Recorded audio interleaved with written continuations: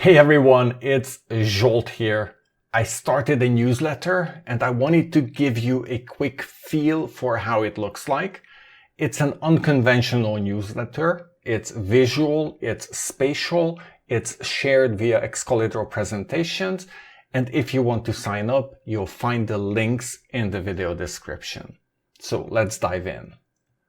So in this second edition of my newsletter, I start out with talking about joining Dog Neill's core curriculum workshop.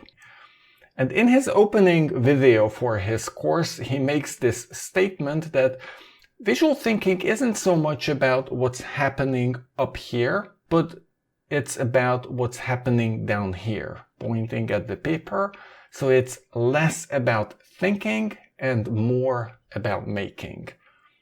And so this idea from Dog got me thinking, because I think Dog shifts the spotlight from our thoughts floating in our minds to marks taking shape. And I think this simple move reframes thinking not as something shapeless we carry around, but as something we make. And it left me wondering with one of those deceptively simple, innocent questions that a 3-year-old might ask you. Where does thinking happen?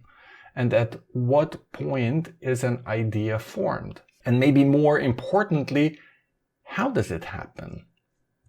And then as I started to think about this, I realized that for centuries, people believed that thinking happened in the heart. And today, I think if you would ask the average person, they would say that thinking, of course, happens in the brain.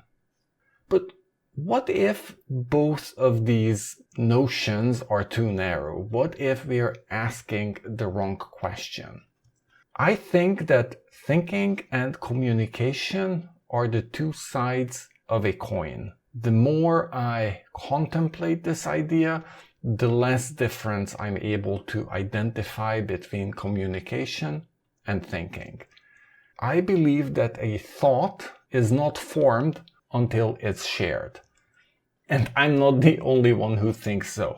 For example, I found this quote from psychologist Lev Vygotsky. Thought is not merely expressed in words, it comes into existence through them. And by the way, these are links that you can click and they will take you to the relevant source. So this means that ideas are not born fully formed, but they are created when we articulate them. And I argue that that articulation can be drawing or can be gestures, of course, writing, but even art like music or dance, etc. And on top of this, there is a close link between movement and thinking.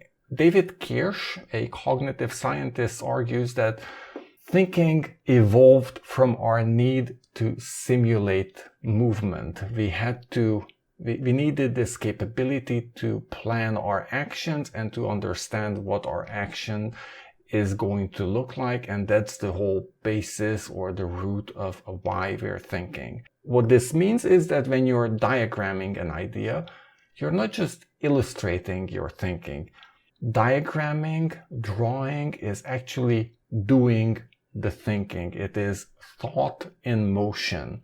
And if this is true, then this means that visual thinking isn't just nice to have. It's a core tool for better thinking. And of course, if you want to watch this presentation by David Kirsch, here's the video and you can click that link. Why does visual thinking matter, especially now? And by especially now, I mean now when we have such noise on Twitter, on YouTube, on all sorts of social media. There's fake news, there's just huge noise, which means that we need to be able to think better. I imagine that your best thinking is not one thread, but a strong braid. So the first one is text. This is linear and word heavy, and this is what we've learned at school. Then there's the embodied and spatial aspect. This is the making of ideas. This is thinking through action and arranging information. This is what Dog highlights in his intro video.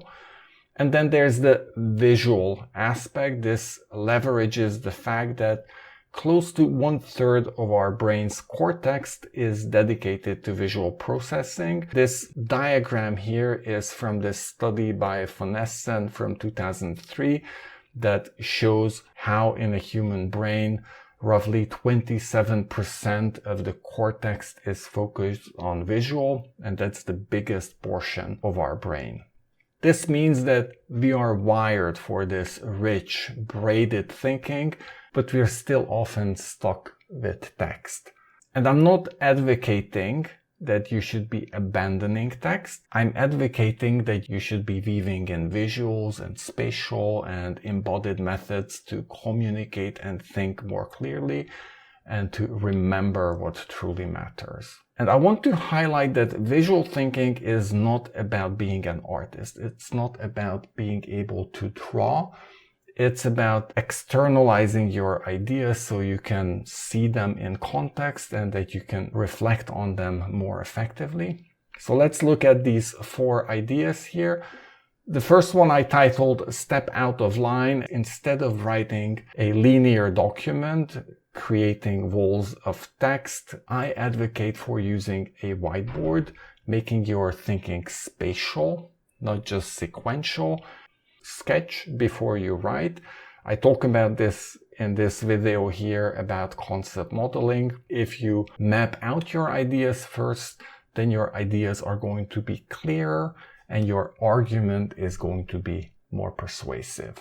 So if you're trying to fix a broken workflow or you're trying to make a decision, you can diagram it. That is going to help you see connections, and it's just going to result in much better decisions. And finally, iterate visually. For example, in Dump, Lump, Jump, I talk about using sticky notes and a digital canvas to move ideas around and to first brainstorm, then organize, and then form into action plans. So these are 4 simple ways how you can start to think better using visuals today. And so finally, let me get back to this point about thinking is communication.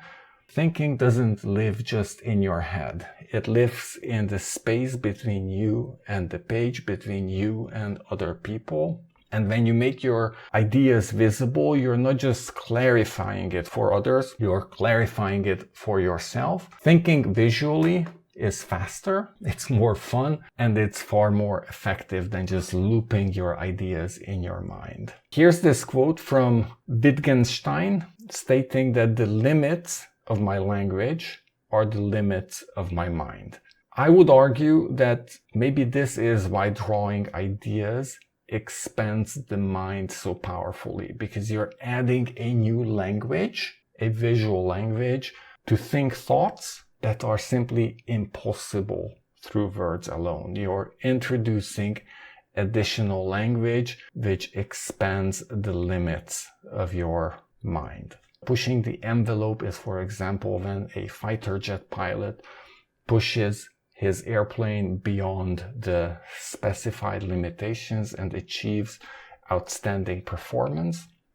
Of course, our basic go-to is to write ideas down, to externalize your inner dialogue, and that's already a huge step.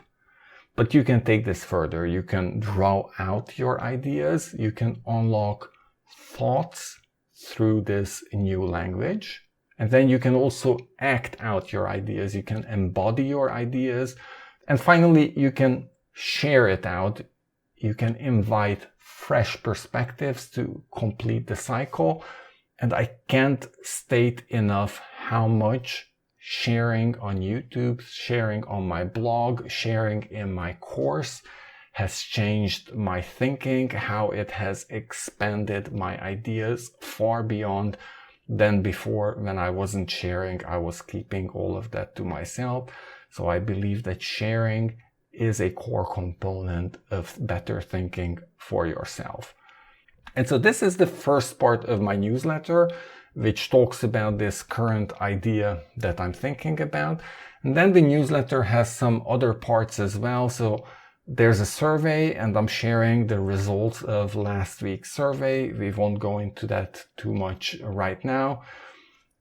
And in every newsletter, I'm sharing a best practice, a tip or a trick that you can use in Obsidian Excalidraw. This week, it's about the golden ratio script. I use it to balance my illustrations using this age-old technique. And here you can see how you can install it. And here's my video that talks about how this script works. So you can just watch this and understand what this script does. And finally, of course, I have some announcements here that I'm always going to be sharing.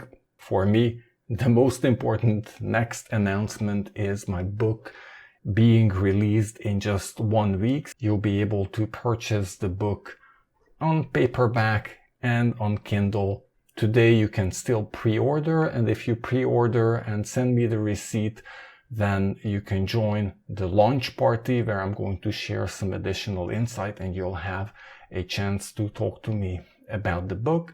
But hopefully this gave you a flavor of how my newsletter looks like, how it works.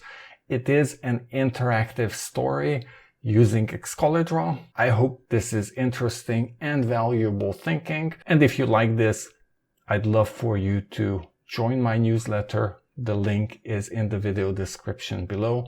And I hope to see you in the coming weeks as I issue updates and new issues of the newsletter. Thank you.